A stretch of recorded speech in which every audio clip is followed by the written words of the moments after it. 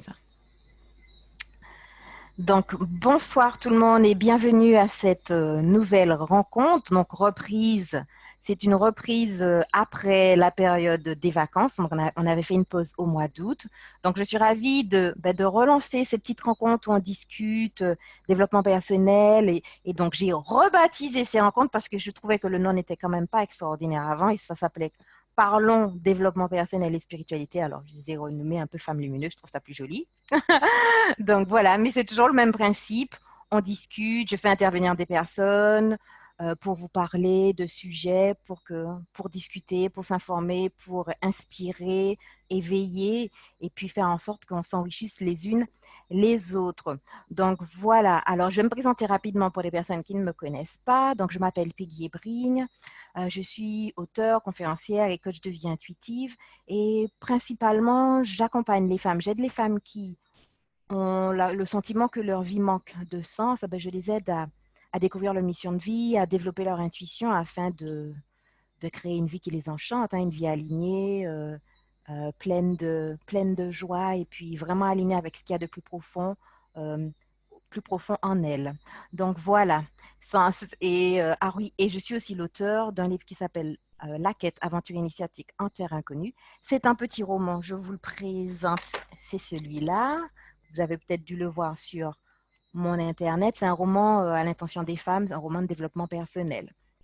Enfin, maintenant, je devrais dire un roman de dépouillement personnel, pour être plus exact. Mais on reparlera de cette histoire de développement personnel versus dépouillement personnel une autre fois, c'est pas le sujet. Donc, le sujet de ce soir, c'est l'intuition et c'est un sujet que je trouve absolument passionnant parce que l'intuition a tellement contribué à changer ma vie, à me faire évoluer que moi, j'adore. Je trouve que c'est absolument magnifique, cet outil, entre guillemets, si on peut appeler ça un outil, c'est pas vraiment un outil, on va voir un petit peu ce que c'est. Pour moi, c'est plus une connexion à quelque chose de plus grand que nous. Mais voilà. Et donc, aujourd'hui, je vais essayer de faire quand même assez court, de vous parler de ce qu'est l'intuition, mais c'est bien sûr ma perception de l'intuition, ma compréhension, mon expérience, hein. Après, différentes personnes auront différentes façons d'aborder l'intuition ou de percevoir ou de ressentir l'intuition. Donc, je ne prétends pas avoir une vision globale, hein. Par exemple, si vous allez voir l'école de l'intuition qui est à Paris, je crois, ils ont une approche un peu plus scientifique de l'intuition. Ce n'est pas du tout mon cas. Donc, je vais vous parler plutôt de mon approche et de mon expérience de l'intuition. Et donc, on va voir ce que c'est. On va voir aussi les fausses croyances qui tournent autour de l'intuition. Et puis aussi, un sujet important, comment développer son intuition et puis aussi comment la mettre en œuvre et l'utiliser pour pouvoir créer sa mission de vie, ses rêves, etc. Donc voilà, c'est le programme pour ce soir. Et bien sûr, n'hésitez pas à m'interrompre pour poser des questions, pour partager, parce que c'est, comme je vous l'ai dit, c'est vraiment une rencontre qui se veut interactive.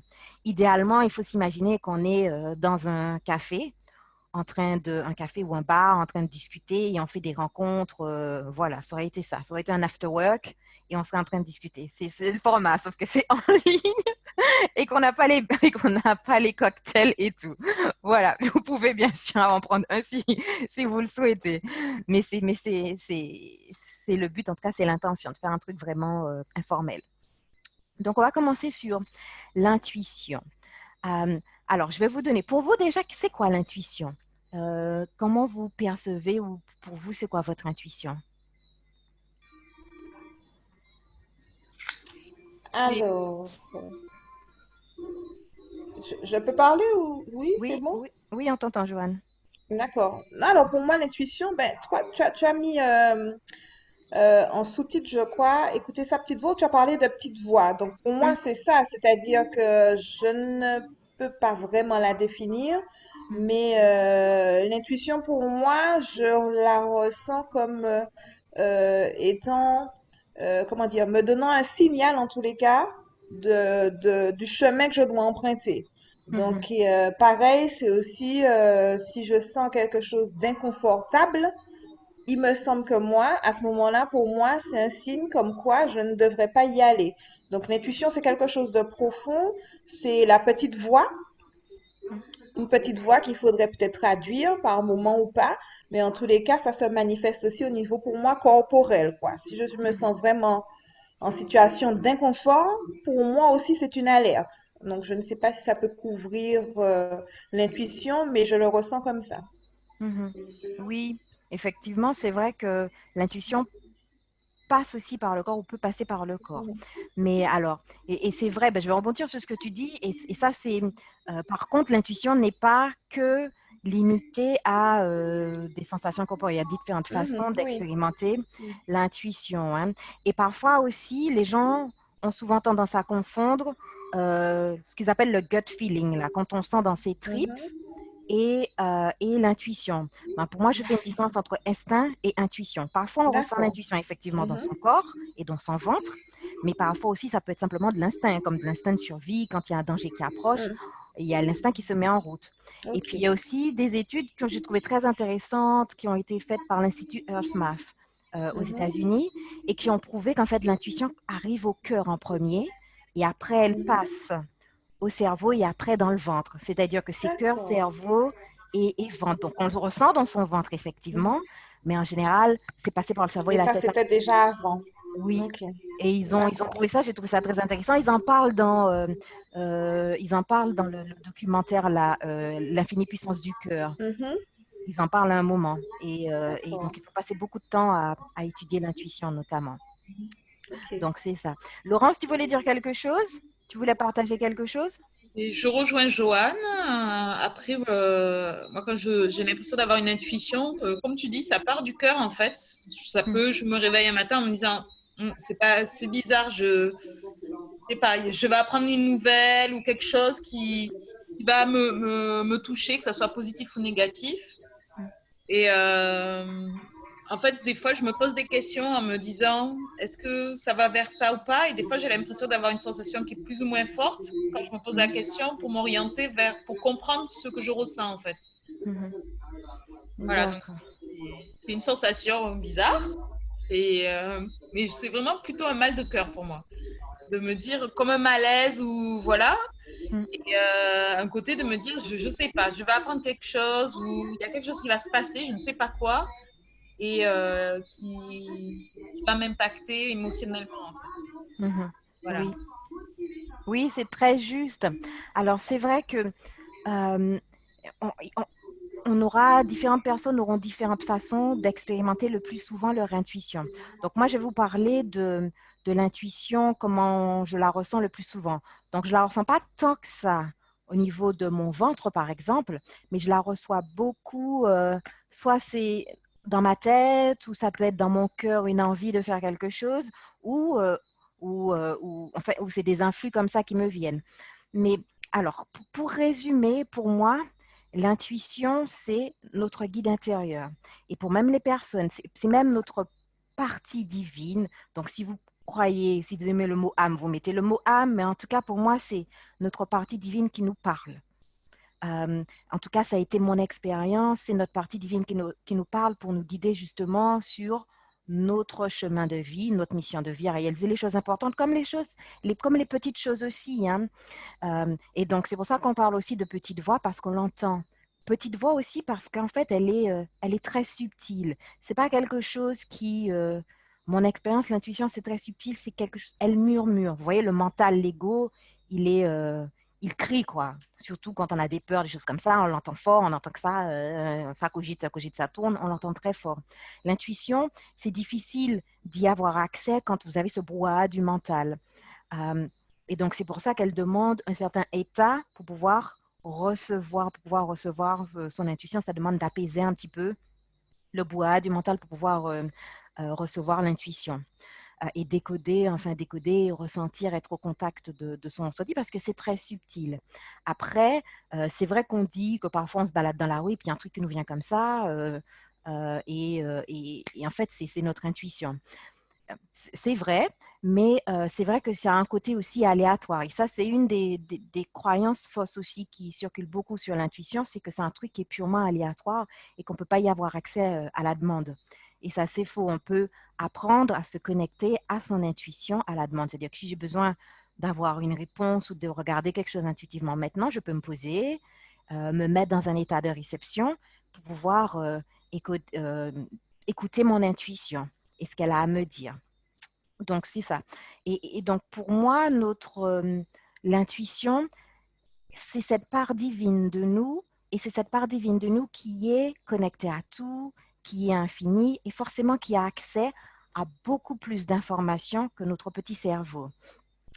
Parce que pour moi, l'intuition, c'est pour ça que c'est un outil fabuleux de créativité, c'est parce que ça fait des connexions que notre mental n'est pas capable de faire, ou ça voit des choses que notre mental n'est pas capable de voir. Je vais vous donner des exemples. J'utilise l'intuition pour plein de choses. Je fais appel à mon intuition pour créer des cours. Le programme que j'ai lancé au mois de juillet, je l'ai créé comme ça, intuitivement. Pour créer des choses, pour savoir comment créer ma mission de vie, parce que j'ai des objectifs, des choses que j'aimerais créer. J'ai créé mon livre intuitivement avec de l'écriture intuitive. Donc, on peut faire plein de choses. Donc, l'intuition, c'est aussi un outil de création et de créativité. Euh, et ça va nous permettre justement de multiplier, de développer notre créativité. C'est pour ça d'ailleurs qu'on dit que même les grands scientifiques, Einstein, il était à fond sur l'intuition. Il disait que son génie venait plus de son intuition que de son, entre guillemets, son cerveau, son mental. Pour lui, il mettait l'intuition au-dessus des capacités mentales d'ailleurs. Et je suis assez d'accord avec ça personnellement dans mon expérience. En tout cas pour moi, en termes de créativité, c'est sans comparaison entre les moments où j'utilise juste mon petit cerveau et les moments où je fais appel à mon intuition. J'ai plus de choses qui me viennent. Je vais vous donner des exemples. Au tout début, quand j'ai commencé le coaching, comme je travaille beaucoup avec mon intuition m'avait dit à un moment, fais quelque chose sur le féminin, ou je ne sais plus exactement comment ça s'était fait, en 2016, 2016 ou 2017, je ne sais plus, peut-être fin 2016, 2010, ou peut-être début 2017, je ne me souviens plus exactement. Et ça m'avait dit, fais quelque chose, fais un travail, accompagne les femmes, pour faire un travail sur le féminin. Et moi, avec mon cerveau, me disant, mais je connais rien, moi, au féminin, j'ai pas étudié ça, j'ai pas étudié ça, j'ai jamais, enfin, j'ai fait du coaching, mais j'ai pas fait du coaching spécifique pour travailler sur le féminin. Et donc, j'ai dit, OK, mon intuition me dit féminin, bon, on va aller voir ce que ça veut, ce que c'est. Et donc, j'ai fait un exercice de méditation où on se connecte à son guide intérieur, et donc l'intuition nous parle. Et ce qui en est sorti, c'est déesses archétypales. Ça m'a dit, cherche les déesses archétypales. Et je ne savais pas trop ce qu'étaient à l'époque les déesses archétypales, mais en tout cas, l'intuition est allée chercher des infos, elle a dit déesses archétypales. Et donc, de là, j'ai fait des recherches, je me suis renseignée, et effectivement, j'ai intégré un travail sur le féminin avec des déesses archétypales, par exemple, à un moment. Donc, c'est ça. Il y a plein d'exemples comme ça où, en faisant appel à son intuition, il y a des idées qui nous viennent, des choses comme ça pour développer sa créativité. Le film Abyss que j'ai créé, enfin dont j'ai réalisé le scénario, si on peut appeler ça un scénario, on va dire plus l'histoire, ce serait plus exact, hein, parce que ce n'est pas vraiment un scénario. Donc le court-métrage que j'ai co-réalisé avec Johnson Law, l'idée du scénario, elle m'est venue intuitivement. Donc, je me suis connectée à mon intuition et c'est ce qui est venu. Et ça a été le petit chaperon rond rouge remasterisé, développement personnel, hein, pour simplifier. Je ne pense pas que si j'avais cherché avec mon cerveau, je serais tombée sur ça, honnêtement. Hein, et certainement pas en 10 minutes. Donc, parce qu'en fait, on avait un timing très serré. Et donc, voilà, j'ai trouvé l'idée en 10 minutes, un quart d'heure maximum, l'idée était venue. Je savais que ce serait ça. Après, on a plus travaillé et développé les idées. Mais voyez, donc, vous avez accès à une créativité et à des informations qui sont, pour moi, plus difficilement accessibles quand on utilise juste son mental. Et pourquoi? Parce qu'en fait, l'intuition travaille hors de nos conditionnements. Hors de nos conditionnements, hors de nos limitations égotiques, de ce que notre mental pense qu'il est capable de faire, des connaissances que l'on a. Et on a accès à des choses qui sont beaucoup plus étendues et on peut voir beaucoup plus loin que ce que notre mental nous dit. Et c'est ça pour moi la beauté aussi. Et c'est pour ça qu'on peut être plus créatif en fait. Hein. On peut être plus créatif. Donc pour vous donner un exemple, pourquoi est-ce que c'est intéressant? Alors, par exemple, en général, comment fonctionne beaucoup le mental, comment fonctionne beaucoup l'ego? Quand on se dit qu'on veut créer quelque chose, ce que fait souvent l'ego, ben, c'est qu'il va, au lieu d'aller directement essayer de créer ce résultat, il va, il va chercher un chemin qui cadre avec ses propres limitations, entre guillemets. Donc, par exemple, si, si vous dites si vous décidez maintenant, ben, j'aimerais peindre. Ah, mais tiens, ça c'est un exemple avec une cliente qui s'est passé avec une cliente que j'avais. Et en fait, comme j'avais travaillé avec elle, on avait vu intuitivement qu'il y avait de la peinture, que son cœur avait envie de peindre, que son cœur avait envie de peindre. Et donc, vous voyez, si vous utilisez votre mental, si vous avez un mental qui aime les choses très carrées, suivre les règles, qui aime apprendre d'un expert, qu'est-ce que vous allez faire? Vous allez vous mettre, peut-être chercher un cours ou vous dire qu'il faut que vous appreniez des techniques, etc., etc. Alors qu'en fait, l'intuition, elle s'en fout, hein. Elle fait c'est l'expression du cœur, c'est l'expression de notre être notre être divin. Et donc, quand on s'est connecté à l'intuition n'a pas dit, va t'inscrire au parc floral pour prendre des cours de peinture. Ça aurait pu, mais en tout cas, son intuition a dit, non, son intuition a dit, peins. Donc, elle s'est vue, par exemple, sur une plage en train de ramasser des trucs, en train de ramasser des cailloux, etc. Et puis, de se mettre à peindre. La semaine d'après, elle est allée à la plage, elle a ramassé des trucs, elle a pris 2 tutos elle a acheté un cadre, des pinceaux et tout. Elle a regardé 2 tutos et elle a commencé à peindre. Et en 8 mois, elle a fait 20 toiles. Sans se mettre, parce que c'est en elle, quoi. Quand c'est en vous, il n'y avait pas. Alors maintenant, elle continue, elle m'a dit, eh ben, j'ai envie d'apprendre l'aquarelle, donc là, je me suis mise au cours d'aquarelle. Mais c'est pour dire que 2 fois, l'intuition, elle est directe. Tu veux peindre, peins. Tu n'es pas obligé d'attendre, de chercher un cours, de chercher un prof. Tu peux commencer là où tu es. Mais c'est ça l'intuition. Parfois, elle est directe. Et elle ne passe pas par tout ce qu'on pense qu'on devrait faire pour arriver. Vous voyez? Et donc, c'est pour ça que souvent, elle voit des chemins ou elle nous suggère des choses qui peuvent nous faire peur, mais qui sont plus directes parce que l'intuition n'est pas limitée par notre mode de fonctionnement ou nos conditionnements. Donc, elle est plus libre. Donc, c'est pour ça qu'on peut avoir accès à des choses, à des options, à des solutions auxquelles on ne penserait pas nécessairement avec notre mental. Alors, est-ce que je suis claire ou est-ce que vous avez des questions? Non, moi, je voudrais juste te dire qu'effectivement, je pense que quand l'idée, elle est là, on n'a pas d'autre choix que d'agir. On est vraiment poussé à faire ce qu'on a à faire, hein, tout simplement. Et plus on fait, et plus on est finalement aidé. On se rend compte que si à un moment donné, on est un peu perdu, ben forcément, sur notre chemin, on va rencontrer quelqu'un qui pourra nous donner de l'aide et nous guider. Parfait. Mais il faut effectivement se lancer pour pouvoir avancer. Puis après, les choses s'emboîtent un petit peu.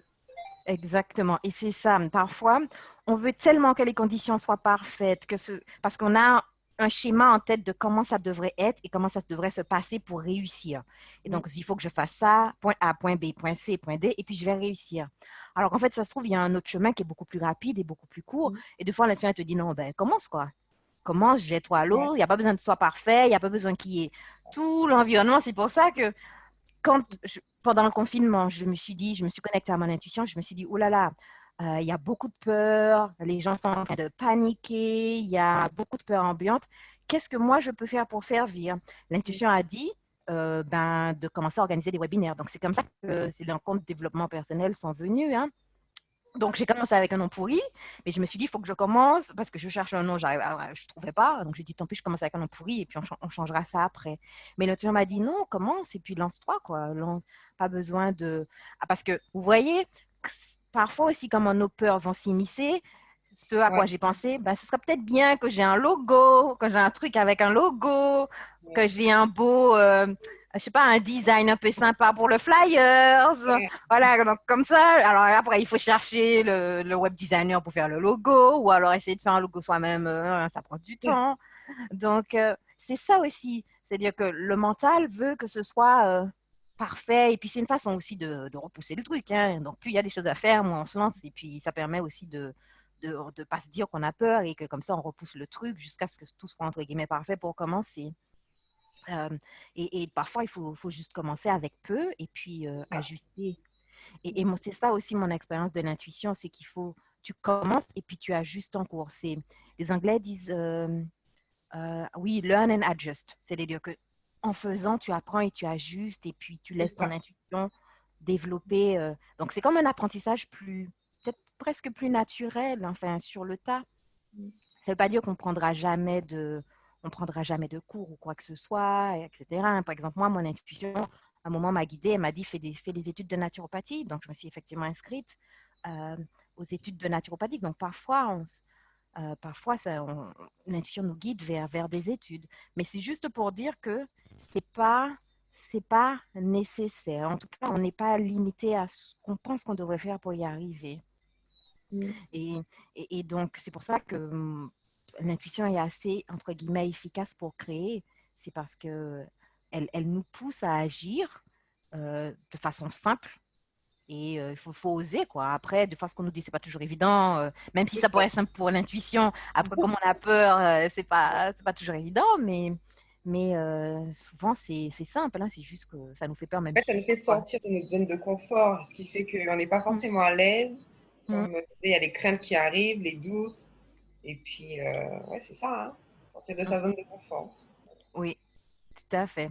C'est pareil quand j'ai fait ma toute première conférence. Mon Dieu, ça a été un parcours du combattant, presque. Tellement j'avais des résistances. C'était au tout début, j'étais à Paris et mon étudiant a dit, commence à faire des conférences. J'ai fait, ah mon Dieu, c'est pas possible. Je sais pas, je suis pas conférencière, commence à faire des conférences. J'ai mis 3 mois pour trouver une salle à Paris, tellement j'avais des résistances. Je trouvais pas de salle à Paris quand même. Hein. Ah, Dieu, ça doit pas être si compliqué que ça, trouver une petite salle pour faire des conférences. J'ai mis 3 mois pour trouver la salle et faire la conférence, tellement j'avais des résistances et tout. Mais bon, le tien a dit, fais une conférence. Donc, simple. Hein. Donc, voilà.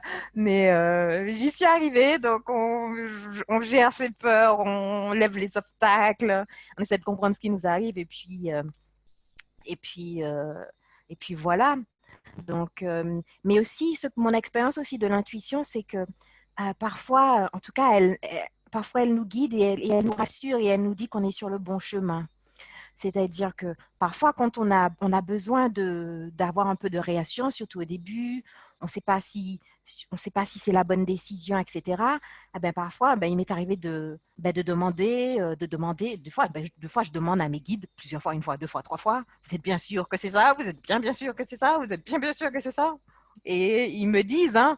Donc, je me souviens même avec mes 8 ans d'expérience à travailler mon intuition, deux fois, il m'arrive encore d'avoir des doutes. Hein. Donc, c'est pas parce que j'ai un mental qui doute, j'ai un mental très, très fort sur le doute, même si j'ai diminué ça énormément avec le temps. Ben, deux fois, quand c'est des choses qui sont particulières ou qui sont très engageantes, hein, je doute énormément. Par exemple, quand mon intuition m'a dit de partir faire un stage, de partir à l'époque faire un stage avec un gars qui s'appelait Darpan en France.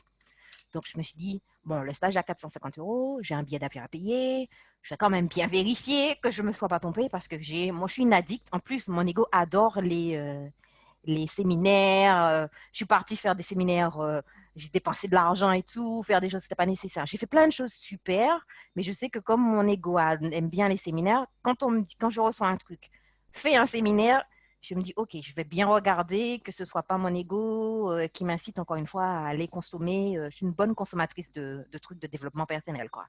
Donc, je regarde. Effectivement, j'ai demandé 2 fois, 3 fois pour confirmer avant de tout booker et de partir.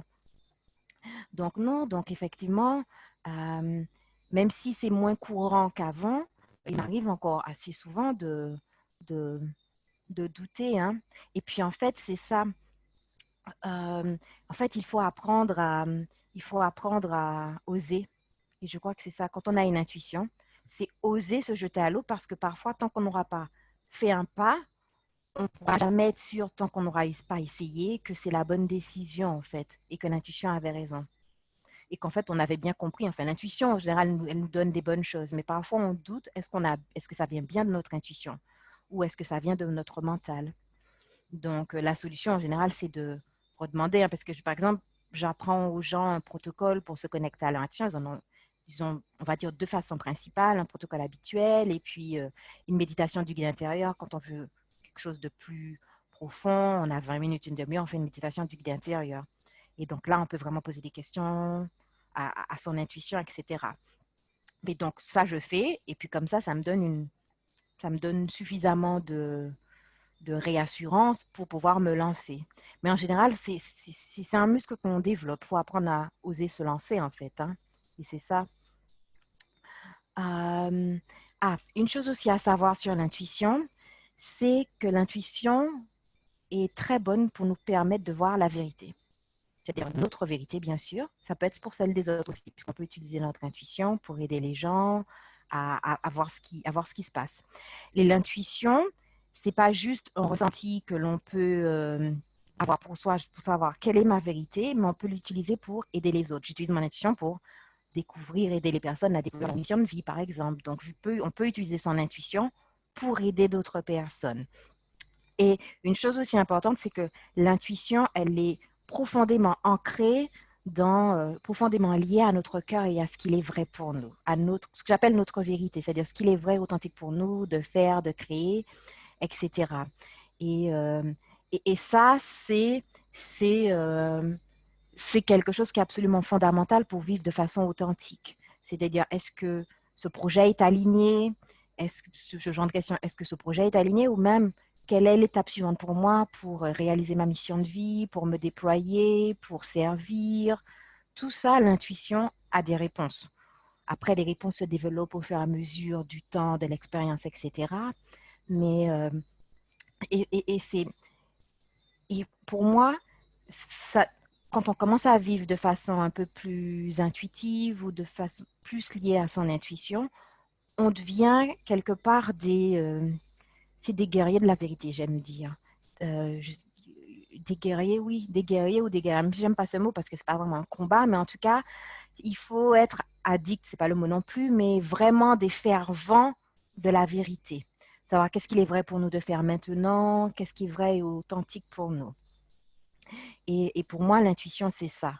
C'est, puisque comme je dis, quelles sont les aspirations profondes de mon cœur? Et donc, quand on a ça, ben, on peut utiliser l'intuition pour ben, déjà voir ce que c'est, avoir des précisions, développer, comprendre quelle est la vision des choses que j'ai envie de créer, mais aussi quelles vont être les étapes que je vais prendre, quelle est l'étape suivante pour moi pour créer quelque part ce projet de cœur que j'ai.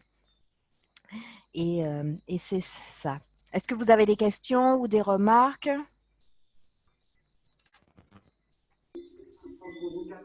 Alors, est-ce que tu peux faire la différence entre l'intuition et l'instinct, puisque tu en as parlé en début Mhm. au début de la conférence, entre guillemets. Donc, c'est pas une conférence, hein, mais je perds les mots. Oui, Mais, d'accord. mais est-ce que tu peux faire la différence? Oui. Alors, pour moi, l'instinct, c'est quelque chose de vraiment primaire, primal. C'est lié à notre instinct de survie, en fait. C'est ça.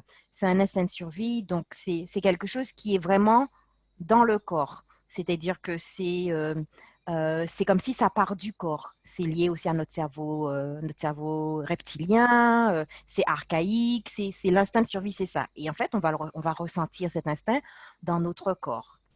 Alors, et donc, c'est vraiment voilà, l'instinct, c'est le corps qui parle, mais la survie, d'un point de vue de la survie, entre guillemets. C'est pour ça qu'on va avoir un instinct qui va nous dire, OK, ne va pas dans cette ruelle-là. On sent que il y a un danger potentiel, par exemple. Donc, ça, c'est de l'instinct. Après, notre intuition, elle vient de bien plus haut. Elle ne démarre pas dans le corps. Elle peut arriver dans le corps, mais elle vient de plus haut. Et elle arrive dans le corps. Après, on peut recevoir une guidance comme ça, intuitive, qui dit ne va pas dans cette ruelle, c'est pas bon pour toi, c'est dangereux, et tu vas partir de l'autre côté. Effectivement. Donc, on peut recevoir aussi des choses pour notre survie et notre sécurité, euh, enfin, des messages intuitifs comme ça, mais ils viennent pas du corps. En général, ils viennent de plus haut, enfin, d'un endroit plus vaste. Pour moi, c'est ça la différence entre instinct et intuition. D'accord.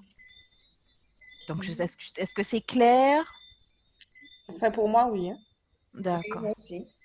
d'accord. Et qu'est-ce qui est de l'ordre du mental et de l'intuition? Hmm. Hmm. Alors ça, c'est une question. Là, alors pour faire la différence, honnêtement, c'est de la pratique, hein. C'est à Mhm. force de pratiquer, pratiquer, pratiquer qu'on arrive à faire la différence. Après, ce que j'aime avec la méthode qu'on m'a enseignée, c'est qu'en fait, on a des protocoles qui nous donnent comme des garde-fous pour pouvoir limiter les incursions, entre guillemets, du mental. C'est-à-dire qu'on a un protocole que l'on suit, où on se met en état, on se met ce qu'on appelle un état d'innocence. C'est une espèce d'état de conscience développé auquel on a accès via une méditation, etc. Bon, bref, je n'entre pas dans les détails parce que Mhm. ça reste théorique, il faut vraiment l'expérimenter pour comprendre. Mais en tout cas, en se mettant dans cet état d'innocence et en suivant le protocole, ça limite les risques. Et puis on sait que l'intuition, c'est ce qui vient en premier avant la rationalisation du mental. C'est-à-dire, c'est le premier truc que l'on a. Ah, le premier. Et après, le mental derrière va essayer de s'immiscer pour, euh, pour, nous, pour nous saboter ou enfin, nous emmener dans une direction qui lui va bien, quoi. Même si c'est pour nous protéger parfois, mais parfois la protection ne rime pas avec déploiement de l'être. Hein. On le sait, on le sait toutes. Et donc c'est de la pratique. Et puis aussi, c'est beaucoup de connaissances de soi. C'est de la pratique, mais aussi c'est du temps parce que plus on fait un travail sur soi, plus on connaît les méandres de son ego, les habitudes de son ego, etc., on va se voir venir plus loin. On va se dire, tiens, ça ressemble à mes habitudes égotiques, quoi. Donc, c'est. Et puis, on va essayer de rester, voir est-ce que souvent, il n'y a pas de la peur derrière. Parce que s'il y a de la peur derrière, généralement, c'est pas de l'intuition. Mhm. Donc, Mhm. quand on reste avec soi et qu'on sent qu'il y a une peur derrière, on peut se demander est-ce que j'ai peur de quelque chose là? Et si généralement, il y a on sent que c'est bien, il y a une peur derrière, oui, en général, c'est que si c'est guidé par une peur, si la réponse que l'on a est guidée par une peur, généralement, ben, ça ne vient pas de l'intuition. Ça vient plutôt de notre ego. Après, ce qu'on reçoit de l'intuition peut nous faire peur, va provoquer des peurs, mais c'est autre Mhm. chose. La source de l'information n'est pas, la peur quand elle vient de l'intuition. Et puis, si on peut, et puis on peut aussi se demander, ça peut aider si vraiment j'avais pas peur, si vraiment je pouvais en un claquement de doigts la voir. Est-ce que vraiment ça me fait chaud au cœur de la voir? Est-ce que même si je sais que j'ai peur, etc., mais vraiment, est-ce que c'est un truc qui me ferait plaisir? Est-ce que c'est un truc qui enchanterait mon cœur? Bon, en général, souvent c'est oui, c'est jusqu'à on se dit oui, mais il y a un oui, mais ah oui, mais ça me semble compliqué, je vois pas comment je vais faire, j'ai pas d'argent, c'est pas le mental. Mais en général, c'est un oui. Hein. On a ce premier, cette espèce de respiration qui dit oui, et puis après, le mental vient Après, derrière. ok, c'est ça. D'accord. Donc, oui, c'est apprendre à suivre son cœur. Je pense qu'à partir du moment où on suit son cœur, euh, il y a peu de chances qu'on est faux, quoi. Après, suivre son cœur, ça ne veut pas dire qu'on aura que du bonheur, que des moments positifs. Hein. Ça encore, c'est une des fausses croyances qui tournent. C'est-à-dire que si tu suis ton intuition, tu n'auras jamais aucun obstacle, jamais aucun problème. Tout va rouler comme ça dans ta vie et tu n'auras aucun problème. C'est pas vrai. Hein. C'est-à-dire Exactement. parce que je regarde mon intuition et c'est ce que j'aime. Plus tu développes ton intuition, plus elle vient et tu arrives à reconnaître le truc. Quand ça vient rapidement, tu dis, ah ça, là, il y a quelque chose. Je me souviens que j'étais à, comment ça s'appelle, le truc de théâtre là, à Fort-de-France, euh, Au l'Atrium. Patrium. Voilà, donc j'étais à l'Atrium après un spectacle. J'ai un ami qui vient me parler, il me présente un autre ami à lui. Et l'autre ami que je connais pas, en fait, je savais pas qu'il travaillait dans le monde de tout ce qui est audiovisuel, cinéma et tout. Il me dit, il y a le Kinomada qu'on va faire en Martinique. Ben, ça peut-être t'intéresser, ça peut être pas mal si tu veux savoir un petit peu comment ça se passe. Peut-être tu pourras participer à la production de courts-métrages, des choses comme ça. Et au moment où il me dit ça, il y a un truc à l'intérieur de moi qui dit, faut que tu ailles voir ça. Alors qu'en fait, je ne suis pas du tout dans le cinéma, je ne suis même pas une férue de cinéma, je passe pas mon temps au cinéma, mais il y a une voix à l'intérieur de moi qui dit, faut que tu ailles voir ça. Et c'est comme, sur le moment, la décision elle est prise, il faut que j'aille voir c'est quoi ce Kinomada, mais sans savoir vraiment, sans raison logique, hein, parce que si je devais écouter mon mental, me dire qu'est-ce que je vais aller faire au Kinomada, je veux dire, je ne suis pas une fan de cinéma, et en fait, le kinomada, hein, pour les personnes qui ne connaissent pas, puisque c'est arrivé une seule fois en Martinique, c'est le kino, ça veut dire cinéma en kino pour cinéma en autrichien ou en allemand, je ne sais plus, et nomada pour nomade. Donc, c'est lancé par des Québécois qui font du cinéma nomade, c'est-à-dire que pendant une semaine, ils font venir des professionnels du cinéma. Donc, il y a des réalisateurs qui viennent, des gens pour le son, etc. Et pendant une semaine, ils créent un scénario, on t'aide à créer un scénario et à monter et à tourner ton film en une semaine. C'est un truc de malade où les gens dorment 3 heures par nuit pour monter, créer des scénarios, monter. Mais c'est un truc, mais c'est une expérience à vivre, quoi. Ça bouillonne de créativité, c'est juste magique. Et donc, moi, j'y vais en me disant que ben, ce serait pas mal que je tienne des micros. Donc, je vais à la réunion d'information. Et après, je dis, OK, c'est bon. Donc, on m'invite le lundi, j'y vais. Et j'arrive. Et et donc, le type, le Canadien commence là à parler, je ne sais plus c'est quoi son nom, il dit oui, ben, on vous invite, même si vous êtes des amateurs, même si vous n'avez pas de scénario, on vous invite à vous inscrire, on va vous aider à créer des films et tout. Et donc, levez la main les personnes qui ont envie de participer ou qui ont déjà un projet. On va vous aider à le faire. Si vous avez déjà un scénario, si vous n'avez pas de projet, levez la main. Et il y a une voix à l'intérieur de moi qui dit lève la main, Peggy. Et ma tête dit non, non, non, non, non, non, lève la main, Peggy. Non, non, non, non, non, non, lève la main. La main se lève, je n'ai aucune idée de ce que je vais faire. Comme scénario, rien du tout. Je lève ma main, j'ai même pas de titre. Elle me dit est-ce que tu as un titre? Rien, je sais pas ce que je vais voir, on va voir.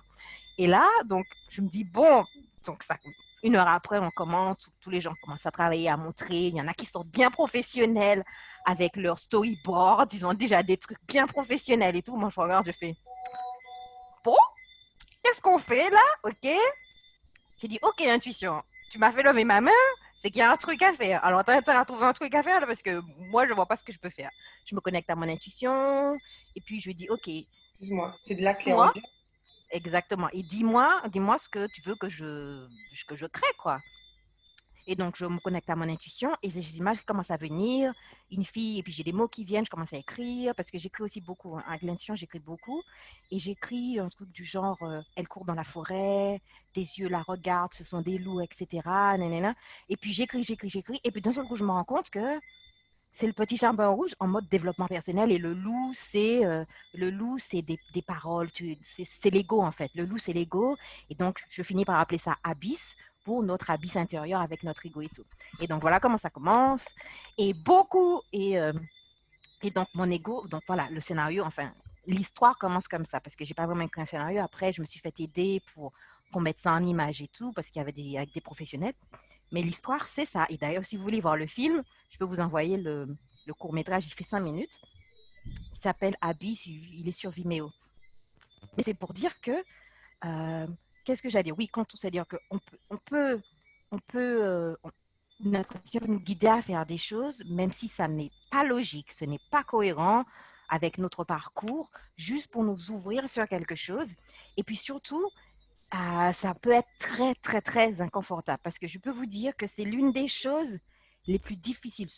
L'une des choses les plus difficiles que j'ai eu à faire, c'est ce court-métrage. Parce que je n'y connaissais absolument rien. Je ne savais même pas comment on écrivait un scénario. Il me disait, je faisais une histoire, enfin, je mettais des trucs, et il me disait, mais non, mais c'est pas assez original, c'est du déjà vu, c'est trop téléphoné. Alors, j'ai tourné le truc, j'ai passé les 3 jours les plus horribles de ma vie. Non, mais sérieusement, je me suis jamais sentie aussi nulle, aussi idiote, aussi pas à ma place, aussi à côté de mes pompes. J'ai dormi trop, j'avais des yeux comme ça. J'ai dormi, je me levais à 3 heures du matin pour travailler sur le scénario parce que j'avais 3 jours pour finir le scénario du lundi au mercredi parce qu'il fallait commencer à tourner dès le jeudi, même les gens commençaient à tourner le mercredi. Et donc, j'ai fini par, ça a été un truc, mais un accouchement, un truc de malade, quoi. Et en fait, et on a fini par le tourner, pas pendant la semaine du Kinomada, parce que le temps que je finisse le scénario, tous les réalisateurs, les gens, parce qu'on a besoin de personnes qui s'y connaissent, étaient déjà prises. Puisque c'était un mini Kinomada, il n'y avait pas beaucoup de monde, ils avaient fait venir quelques personnes, mais pas beaucoup. Donc on a travaillé essentiellement avec des locaux et il n'y avait pas assez de personnes pour m'aider à tourner. Et donc on a tourné 1 mois après ou 2 mois après, je ne sais plus. Et on a tourné comme ça. En plus, quand on n'y connaît rien, moi j'ai choisi de tourner dans la forêt. Donc, d'où est-ce qu'on a tourné? À Balata.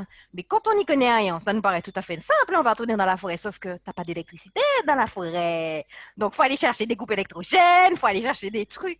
Mais c'était une belle expérience, mais quand on n'y connaît rien, la prochaine, on se dit, bon, peut-être que c'est mieux de tourner dans un appartement, hein, faire un scénario qui se passe dans un appartement, mais voilà, c'est ça, l'intuition a choisi la forêt. Hein.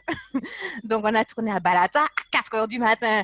parce qu'il fallait qu'il y ait un peu de pénombre, que la lumière soit comme ça. Le Johnson Law, il dit oui, non, non, mais la lumière, il ne faut pas qu'elle soit trop haute, il faut qu'elle soit un peu sombre pour qu'il y ait ce côté un peu abysse et tout. Rendez-vous à 4h ou 4h30 du matin à Balata pour tourner, donc avec des lampes, des trucs. Non, c'était une super expérience, mais les 3 jours d'écriture de scénario, je crois que c'est le truc le plus dur que j'ai jamais fait de ma vie, surtout que, ben, en général, quand on fait un truc, j'avais soit fait jusqu'à maintenant, on a été un peu préparé, quoi. Donc, je sais pas, on tombe dans le truc. Aujourd'hui, tu te lèves et puis tu dis, bon, ben, je vais réaliser un court-métrage, quoi. Donc, c'est pour dire que même l'intuition nous guide vers des choses, mais parfois, le chemin et l'accouchement est difficile. Mais c'est toujours pour nous ouvrir sur quelque chose. Et donc, je suis ravie d'avoir réalisé ce court-métrage parce que je l'ai utilisé, je l'ai projeté, je l'ai utilisé dans certaines de mes conférences et puis ça m'a ouvert sur l'écriture de scénario. Je commence doucement, c'est-à-dire que j'ai acheté 2 bouquins et je commence à m'intéresser à l'écriture de scénario et j'ai envie de transformer mon livre, La Quête, en scénario de film. Donc, c'est encore les prémices, mais on va voir où ça va me mener. Donc, c'est pour ça que l'intuition est ouverte. Et donc, on va voir, je trouve ça assez fascinant, l'écriture de scénario. Et puis, je ne sais pas si ça restera un hobby ou si ça prendra beaucoup plus de place dans ma vie, on verra avec le temps. Mais c'est pour dire ça que l'intuition nous ouvre sur des choses dont on n'a même pas idée à l'intérieur de nous, parce qu'on a énormément de ressources. Donc, parce que si j'avais choisi, jamais j'aurais choisi mentalement d'aller faire un court-métrage, parce que j'aurais trouvé ça totalement absurde, en me disant, tu veux dire, tu n'as jamais étudié l'audiovisuel, tu n'as pas de connaissances, comment tu vas aller écrire un scénario? Pour moi, ça aurait été. Et c'est ça. Et c'est ça régulièrement avec mon intuition. J'ai écrit un livre, le livre que j'ai écrit de façon intuitive, la première fois que j'ai eu cet appel intuitif qui a dit écrire un livre, je me suis dit, c'est pas possible, je ne sais pas écrire. J'ai fait sciences, je suis ingénieur, j'étais nulle en français, je ne peux pas écrire. Eh ben pareil, après, les ressources viennent. À partir du moment où on dit OK, ben il y a eu un cours d'écriture intuitive qui m'a lancé justement. Donc, je me suis inscrite à un cours d'écriture intuitive et c'est comme ça que c'est parti. Donc, on ne sait pas, hein. C'est pour dire qu'il y a des ressources en nous, que l'intuition, elle va beaucoup plus loin que nos petites œillères égotiques, quoi. C'est ce qui est sympa. Euh, alors, est-ce que vous avez des questions, des envies de partager des choses? Tu disais que c'était de l'écriture intuitive, c'est ça? Oui. D'accord. Mais est-ce que c'est un peu comme la clairaudience où tu entends clairement ou est-ce que c'est juste des petites idées qui viennent? Comment ça se manifeste en fait? En fait, il y a toute... alors, je vais simplifier hein, parce que, en gros, quand on va au cours d'écriture intuitive, ça dure... Le cours que j'ai fait, en tout cas, par un gars qui s'appelle William Whitecloud, c'est sur 1 semaine. Et donc, on va tout chercher intuitivement. C'est-à-dire que tu vas chercher les personnages. Il a ce qu'il appelle une structure, la structure du livre. Donc, c'est comme si c'est la charpente du bateau. Et tu ressors de là avec la charpente du bateau. La charpente du bateau, et après, avec l'intuition, tu vas aller ajouter l'habillage. Donc, c'est comme si c'est le squelette. Et donc, quand tu fais ce cours d'écriture, tu as ce qu'il appelle la structure. Donc, c'est quoi le but du livre?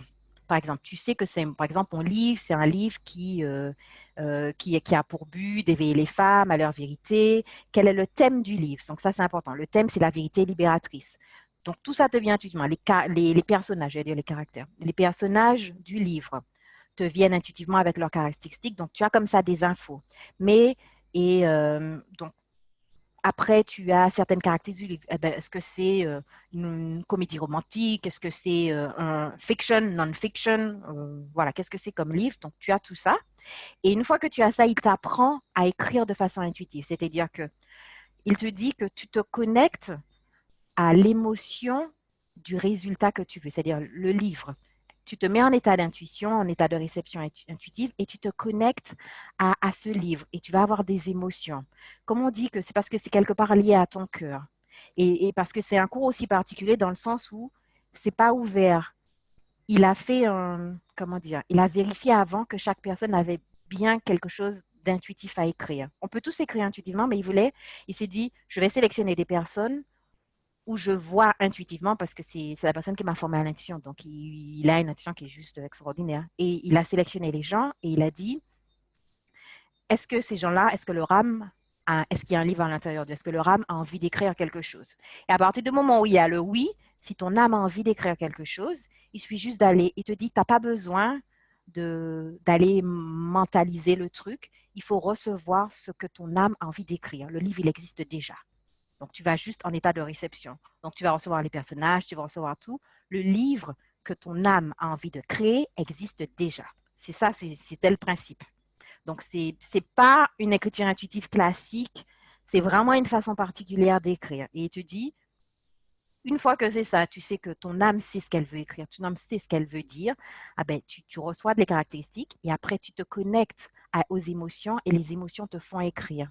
Ça paraît bizarre, mais il y a toute une façon de se connecter à l'émotion, de l'émotion que nous génère le livre et les émotions, avec les émotions on écrit. Et donc, il y a des choses qui viennent. Donc, moi, je me connecte à ça, puis je mets devant l'ordinateur, j'écris ce que je reçois. Et donc, ça peut paraître, c'est ce qui est assez, pour moi, on va dire, je pense que ce n'est pas la seule technique pour écrire, hein, ce n'est pas la seule technique d'écriture intuitive, il y en a d'autres. Mais moi, c'est celle que j'ai apprise et c'est celle qui me va, j'arrive à écrire comme ça. Parce que j'ai un mental tellement fort que si je commence à essayer d'écrire avec mon mental et tout, trop limité, j'arrive pas à écrire. Donc, cette technique, elle me va très bien. Elle n'est pas facile parce qu'en fait, on est dans l'inconnu en permanence. C'est-à-dire que je me suis mise devant mon ordinateur pour commencer à écrire et je me connecte à ma intuition et j'écris ce que je reçois. C'est tout, comme ça. Et je ne sais pas combien de chapitres j'ai. Je n'ai pas une structure dans le sens où il y a des gens qui disent, bon, ben, j'ai 11 chapitres. Je sais que dans le chapitre, il va y avoir ça. Deuxième chapitre, c'est ça. Et puis maintenant, je vais commencer à remplir les chapitres. Il y a plein de personnes qui écrivent comme ça et de façon, avec beaucoup de succès. Ce n'est pas du tout mon approche, en fait, comment moi j'écris. Je ne sais pas combien de chapitres je vais avoir. Je ne sais pas exactement de quoi l'histoire sera faite. J'ai des détails, mais je n'ai pas tous les détails. Et c'est comme ça, et je reçois intuitivement. Et ce qui fait que, en fait, même moi, je découvre mon histoire au fur et à mesure que je l'écris. Donc, parfois, et ça demande une forme de lâcher prise pour recevoir parce que le mental a tendance à dire ça c'est nul, ça j'aime pas, ça c'est nul, ça j'aime pas, c'est nul ça. Il faut écrire, il faut juste écrire et laisser le mental aller écrire ce qu'on reçoit.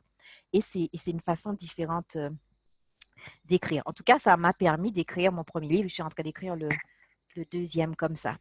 Mais je suis sûre que si vous cherchez écriture intuitive, vous aurez d'autres techniques, pas nécessairement celle-là.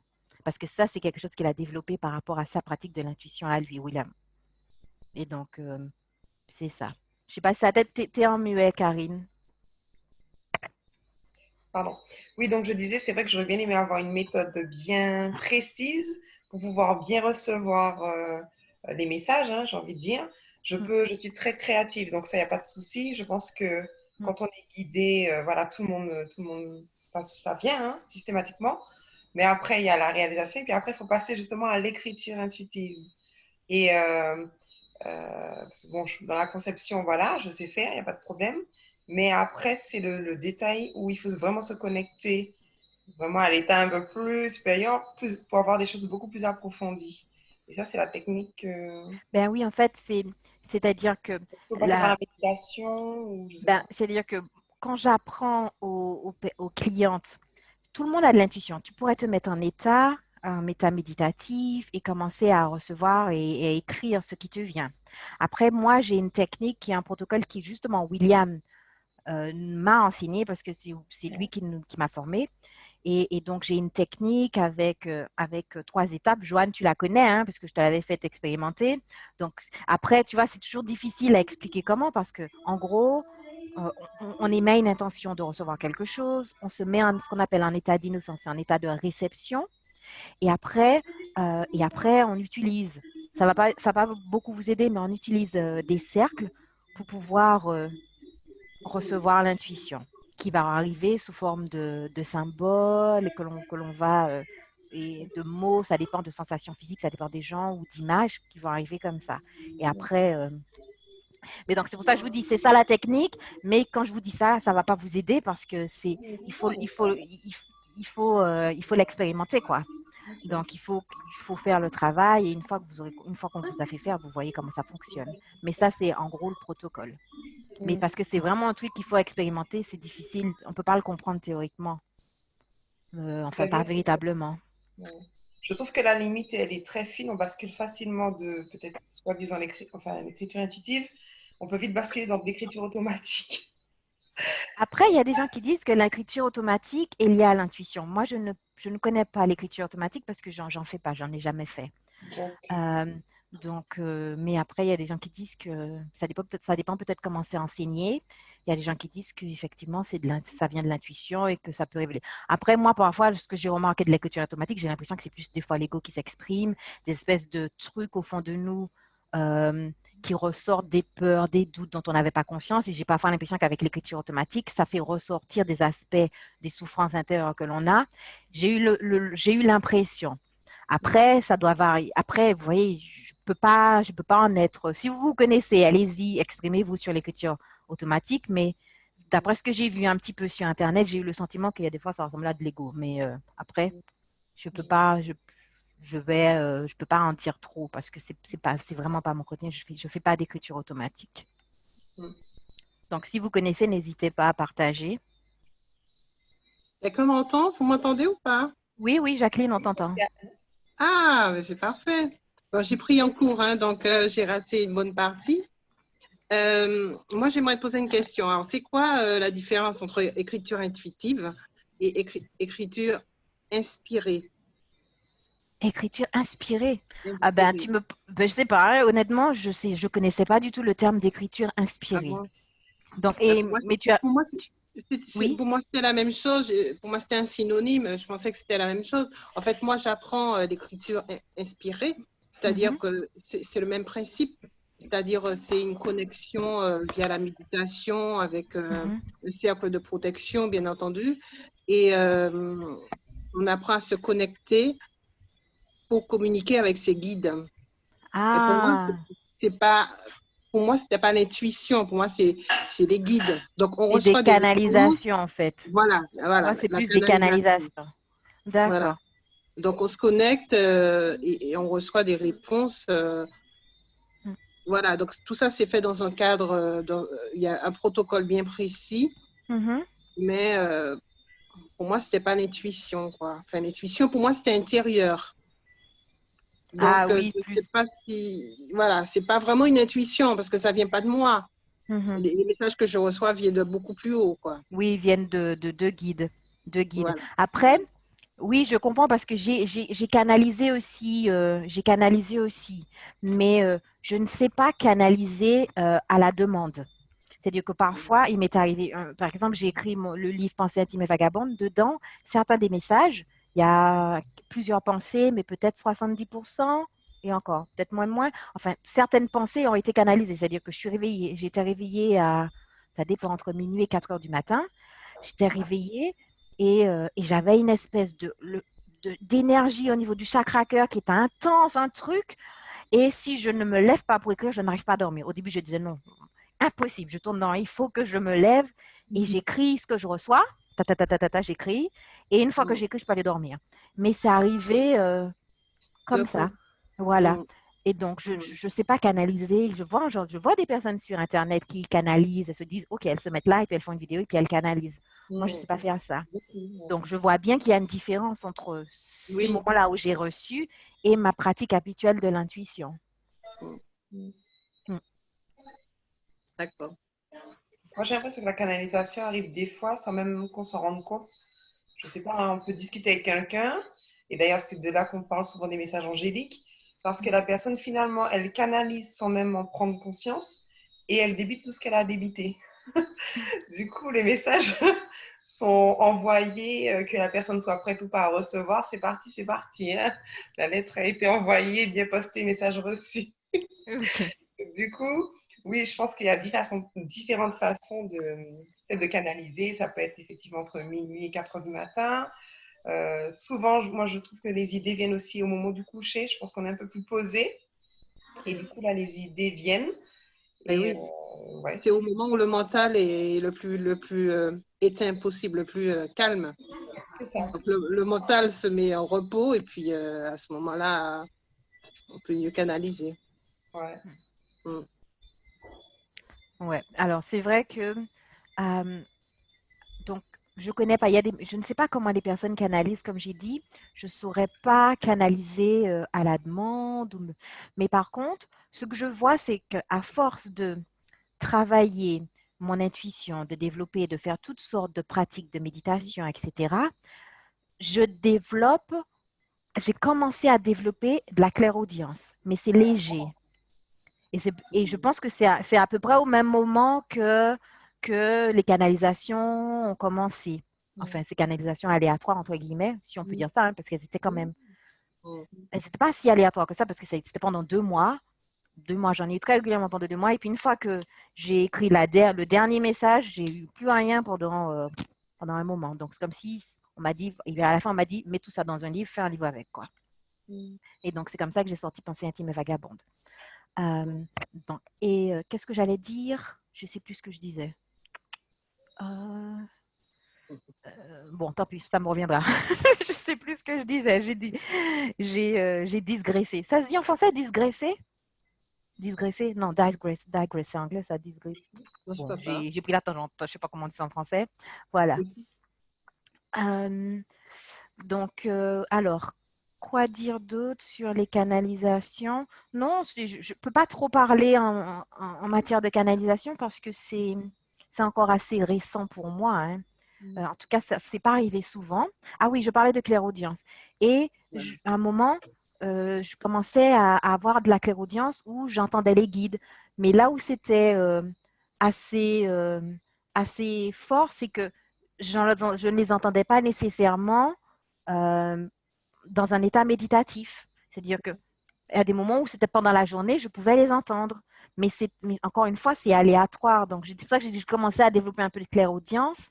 Mais c'est pas, c'est encore, pour moi, à l'état embryonnaire.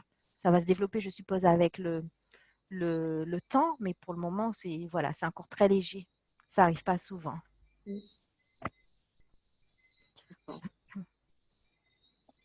Alors, est-ce que vous avez des questions, d'autres questions? Alors, quelquefois, quand il y a quelqu'un qui parle ou qui pose une question, j'ai déjà la réponse avant même de... En fait, je ne sais pas si on peut appeler ça l'intuition. C'est-à-dire que je sais déjà ce que la personne va dire avant même qu'elle ne parle. Mais à la seconde où elle va parler, je connais déjà la réponse. Ça, c'est l'intuition, ça. Oui, ça, je pense que c'est l'intuition. Parce que de toute façon, pour moi, l'intuition, c'est cette connexion où c'est les messages qui viennent de notre partie divine, de notre âme, de cette partie divine. Mais c'est connecté à tout. Notre âme est connectée à l'âme de la personne. Donc, on est connecté. Donc, c'est pour ça qu'on peut capter des choses chez les gens intuitivement aussi. Donc, Oui. pour moi, ça, c'est effectivement l'intuition.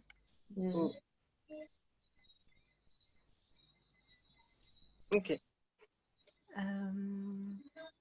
Oui, et puis une chose aussi à dire, c'est que vraiment ce que je trouve génial avec l'intuition, c'est que en fait, on peut être guidé pour des choses de l'ordre de la mission de vie, mais aussi des choses très pratiques. Je me souviens, j'étais en Belgique et je devais, alors que je remette ça dans l'ordre, oui, donc je devais aller prendre un train à Bruxelles, donc je prenais un taxi pour aller prendre un train pour aller, je ne sais plus dans quelle gare, qui devait m'emmener à Bruxelles pour prendre le train rouge là, qui ramène sur Paris. Comment il s'appelle? Le Thalys. Pour prendre le Thalys pour entrer sur Paris. Parce que je devais après prendre l'avion. Donc, il n'était pas question que je rate le Thalys parce que justement, j'avais un avion derrière à prendre. Et donc, il y a un quiproquo avec le chauffeur de taxi. Je n'ai pas bien goupillé mon truc. Résultat, en fait, il devait prendre l'autoroute et je ne prends pas l'autoroute, je lui fais prendre un autre chemin. Je n'ai pas bien compris ça. Bref, il y a eu un quiproquo, je rate le train. Le train qui devait m'emmener à Bruxelles pour prendre le Thalys. Et là, panique, parce que je suis déjà en train de me dire, putain, si je rate le Thalys, je ne suis pas sûre qu'il y ait, je ne sais pas quand est le prochain Thalys, j'ai un aéroport, j'ai un avion à prendre derrière, je vais en Afrique du Sud, il n'est pas question que je rate mon vol pour l'Afrique du Sud, quoi, parce que ça va me coûter un bras pour prendre un autre vol. Et donc là, panique, et donc je dis quoi? Intuition, qu'est-ce que je fais? Il faut que je prenne moi. Et l'intuition a simplement dit, attends le prochain train. Attends le prochain train. Et parce que là, j'étais déjà prête à payer 300 € pour prendre un taxi, rouler à 100 km/h, 150 sur l'autoroute en me disant, tu te démerdes comme tu veux, il faut que tu m'amènes, je te paye ce que tu veux, tu prends les contraventions, je les paye, je m'en fous, mais il faut que tu m'amènes à Bruxelles, quoi. Et j'étais prête à payer, je ne sais pas combien d'argent, et quand je connectais à l'intuition a dit, non, attends le prochain train. Et donc, je dis, ok, t'es sûr, attends le prochain train. Ok, donc j'attends, et 10 minutes après, effectivement, il y avait un autre train.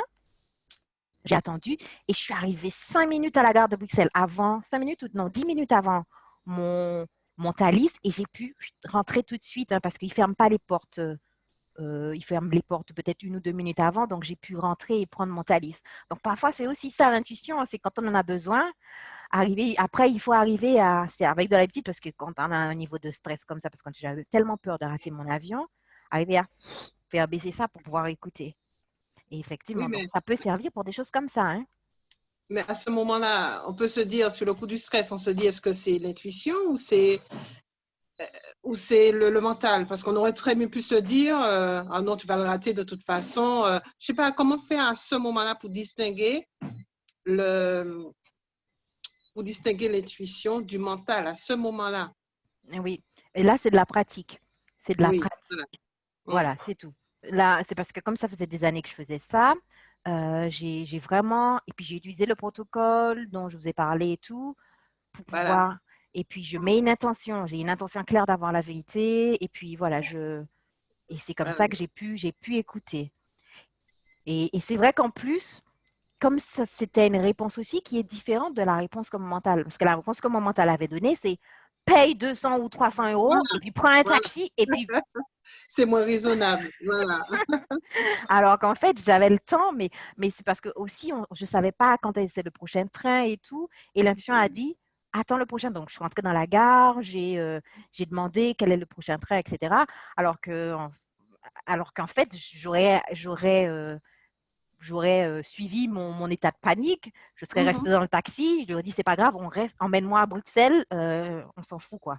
Je paye ce qu'il y a à payer, quoi. Et en fait, non, je suis descendue de la gare et je suis descendue du taxi, pardon, je suis allée dans la gare regarder ce qu'il y avait comme autre train et je vais prendre le train suivant. Et je suis arrivée pile poil.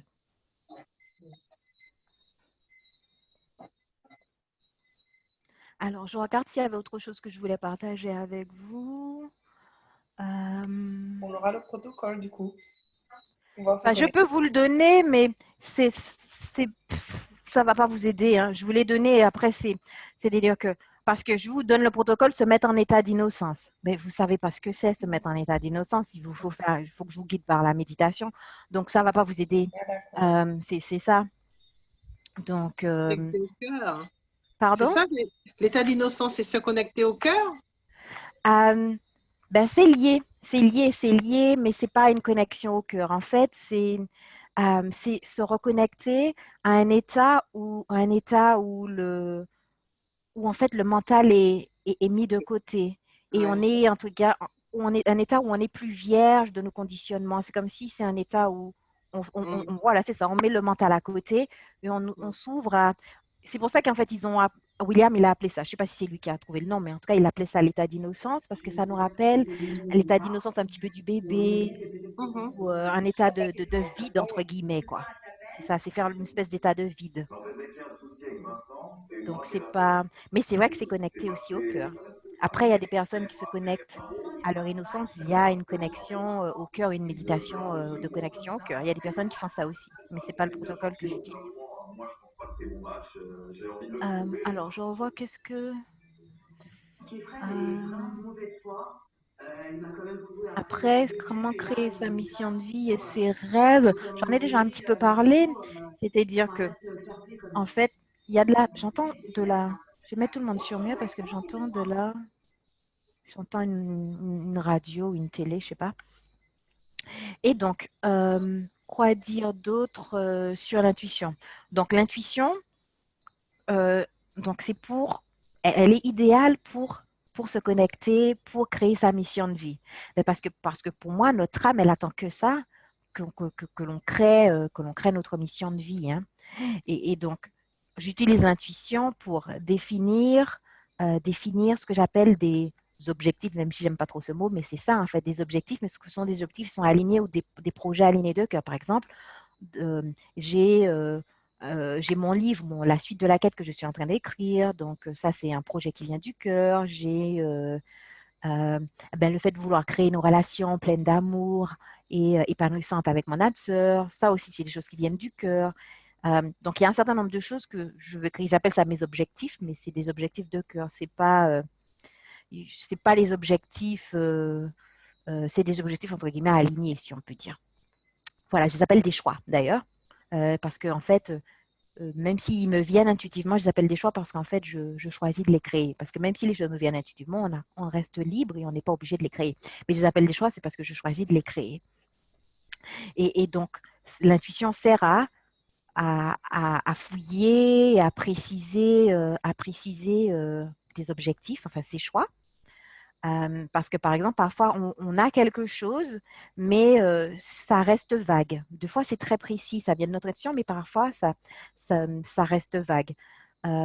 Pour vous donner un exemple, qu'est-ce que j'ai dû préciser? Eh bien, j'ai un choix, par exemple, autour de la guérison. Pour moi, c'est quelque chose de très, très nouveau. C'est venu intuitivement faire de la guérison avec la guérison énergétique. Et donc, quand j'ai reçu intuitivement, ça m'a dit utiliser l'énergie d'amour divine pour guérir. Donc, pour moi, qui ne connais rien aux soins énergétiques, peut-être que pour les gens, ça ne voulait pas dire, enfin, ça voulait pas dire grand-chose. Donc, j'utilise petit à petit mon intuition pour préciser ce que c'est. Et l'intuition m'a guidée vers un cours qui va commencer la semaine prochaine. Et je pense que ça va m'aider à donner corps ou plus à créer ça. Donc, aller vers une guérison en utilisant l'énergie d'amour. C'est vrai que ce thème de l'amour est très présent depuis 2017, je dirais, oui. Et j'arrête pas de... Et en fait, c'est venu intuitivement incarner l'amour. Parce que je demandais, c'est quoi ma mission de vie? Et un jour comme ça, c'est venu incarner l'amour. Ta mission de vie, c'est d'incarner l'amour au quotidien. Et je me suis dit, waouh, c'est beau, c'est magnifique, mais je pense que c'est un sacré challenge, quoi. Parce qu'incarner l'amour au quotidien, je ne suis pas Mère Teresa, hein. Donc, il y a du chemin, il y a des choses à guérir pour incarner l'amour au quotidien. L'ego, il va beaucoup, beaucoup, beaucoup diminuer. Et donc là, c'est tout un travail. Je ne sais pas si dans une vie, j'arriverai à incarner de l'amour. Je l'incarne de temps en temps. Comme, voilà, c'est grandir en amour. Je le comprends, grandir en amour au quotidien. Et donc, comment incarner cet amour dans ce qu'on fait dans ses relations aux autres, dans son travail, etc. C'est un challenge parce que l'ego, il n'en a rien à faire d'incarner l'amour, hein, le mien en tout cas. Donc, c'est pour ça que c'est pas évident. Donc, c'est ça. Donc, je suis toujours dans cette démarche de, OK, comment incarner l'amour? Et ce qui m'est venu aussi, c'est de réaliser ce qui vient encore intuitivement, j'ai ça dans mes choix, de faire des interviews inspirantes de personnes sur ce thème de l'amour. Donc, j'ai interviewé une personne. Donc là, vous voyez, au début, ça reste vague, après on le précise.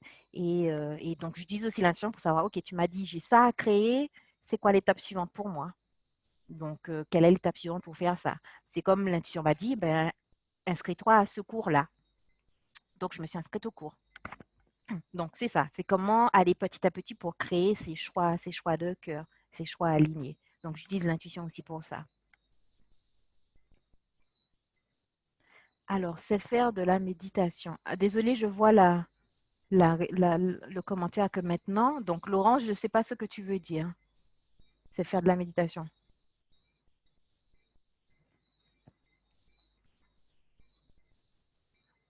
Laurence? Non? Je ne sais pas ce que tu veux dire. Bon, je ne sais pas, peut-être qu'elle n'est pas là. Ok. Donc voilà, je pense que j'ai fait un petit peu le tour de ce que je voulais partager avec vous. Voilà, donc si vous voulez en savoir plus, bien sûr, vous pouvez. Moi, je vais lancer bientôt un cours, un programme, c'est pas un cours, un programme qui s'appelle Renaître, où justement, je vais vous donner le lien. J'en parle rapidement. Je vais vous donner le lien, vous allez pouvoir voir. Et si ça vous intéresse, vous pouvez toujours en dessous, tout en bas, il y a un calendrier. Vous pouvez prendre rendez-vous pour qu'on en discute. Donc, en gros, c'est un programme que j'ai appelé Renaître, découvrir et réaliser sa mission de vie. En fait, c'est découvrir sa mission de vie. Et il y a 4 phases dans ce programme. La première phase, c'est l'intuition, donc les bases de l'intuition. Donc, je vous apprends notamment le protocole dont on a parlé là. Donc, les bases de l'intuition, parce qu'après, on utilise l'intuition dans tout le reste. Donc, la deuxième phase, c'est une phase où on part en exploration de son ego pour comprendre nos croyances limitantes, nos blocages, etc. Et la troisième phase, c'est la phase pour entre guillemets, apprendre à s'aimer, développer l'amour en soi. Donc, il y a des phases de libération, de pardon, enfin, des outils de libération, de pardon. Et la quatrième phase, c'est la phase de mission de vie, où là, avec des processus intuitifs, je vous aurai préparé et vous allez faire un processus pour pouvoir découvrir des aspects de votre mission de vie. Parce que comme je dis, on ne voit pas tout. Et puis, de toute façon, la mission de vie, elle n'arrête pas d'évoluer, de grandir, hein. C'est comme un puzzle. On a des pièces, des pièces, des pièces, des pièces comme ça, mais on n'a jamais la vision totale, quoi. Mais en tout cas, voir ce que votre cœur a envie de créer maintenant. Donc, les pièces du puzzle qui peuvent vous être révélées maintenant, si ça vous intéresse. Parce que, comme je dis, l'intuition, elle est ancrée dans la vérité, mais elle vous dit aussi ce que vous avez besoin de savoir maintenant et ce qui est bien pour vous maintenant. Donc, je sais que, par exemple, moi, quand j'ai commencé un long programme pour pouvoir développer mon intuition, j'avais un objectif clair avec ce programme, c'était de découvrir ma mission de vie, mais en termes uniquement professionnels, parce que je voulais me reconvertir, je ne savais pas ce que je voulais faire.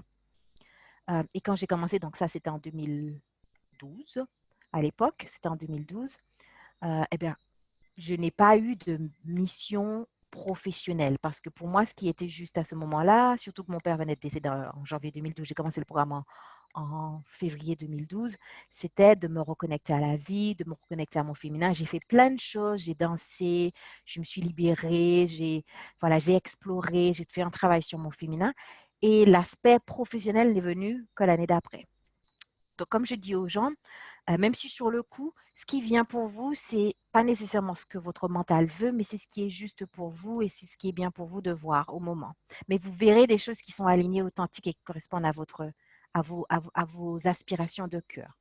C'est ça. Parce que parfois, les gens, c'est juste pour être honnête, parce que si les gens se disent, bon, ben, c'est bon, j'ai besoin d'une reconversion professionnelle. Comme moi, je vais faire ce programme et je vais avoir, c'est sûr, un job à la fin, enfin un job ou une activité, je ne sais pas. Pas toujours, pas nécessairement, c'est ce qui est juste pour vous. Il y a certaines personnes qui voient ce genre de choses, mais pas toutes. Ça dépend de ce qui est juste pour vous. Donc voilà, c'est juste que je préfère quand même être claire. Mais vous allez de toute façon trouver des choses qui sont en accord et en harmonie avec votre être profond. Donc ce sont de toute façon des choses qui sont justes pour vous. Donc voilà, ça c'est le programme. Alors je vous mets le lien. Pourquoi c'est peggyebring.com/renaître. C'est ça. Alors, attendez.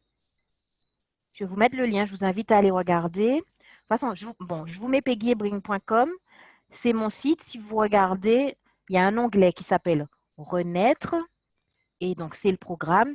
Et je fais aussi du coaching privé. Si vous ne voulez pas faire du coaching de groupe, je fais aussi du coaching privé où, en gros, c'est les mêmes étapes. Mais on travaille en one-to-one, quoi. On travaille ensemble pour le coaching. Donc, je vous ai mis là, regardez, peggyebring.com. Donc, si ça vous dit, vous pouvez m'appeler pour prendre rendez-vous et puis qu'on en discute, etc. Je peux même vous faire aussi parfois ce que je fais quand les gens le demandent. Je fais une mini lecture intuitive. Comme ça, je leur dis ce que je vois sur leur mission de vie et leur ego, sur un problème spécifique. On peut le faire en 10 minutes. On peut prendre 10 minutes pour le faire. En général, c'est des meetings qui durent. On prend une petite demi-heure pour discuter, etc., que je vous explique les choses dans les détails. Et puis, si vous voulez, on peut faire une petite lecture intuitive de 10 minutes où je me connecte à mon intuition et je vous dis ce que je vois sur votre mission de vie et votre ego. Donc, voilà, ça, c'est des choses qu'on peut faire. Je ne le fais pas systématiquement, mais si les gens le souhaitent, on peut le faire. Donc, voilà. Est-ce que vous avez des questions? Alors, je vais arrêter l'enregistrement.